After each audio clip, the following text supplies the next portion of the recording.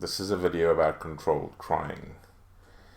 Of late, there's been a couple of videos and books and things out about controlled crying for children, and for me, it's like, why would you leave a child to cry? You're creating separation anxiety and issues and long-term worries. The child doesn't feel supported.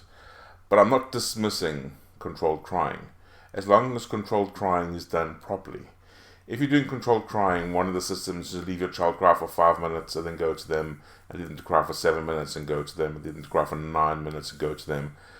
The problem I have with that is that if you're standing there, away from your child, looking at the clock, waiting for 5 minutes, the clock is absorbing your attention.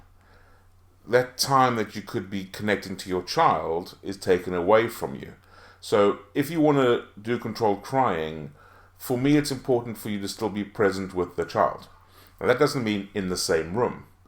You can be present with somebody and be in a space with somebody and be in harmony with somebody from another side of the country. So if your child's crying and you're doing controlled crying, be present in yourself with your child. Be there with your child crying, because your child might be crying for another reason. Your child might be crying because they're hurting. Your child might be crying because they're scared. Your child might be crying because something might have fallen over in the cot. Who knows why the child is crying? And if you're just looking at a clock or ignoring them, okay, that is severely the wrong thing to be doing. So if you're going to control cry your child, then be present with the child. Don't just go, they can cry themselves. Because your child might be choking on something. Your child might be scared. Something might have happened and you need to be there.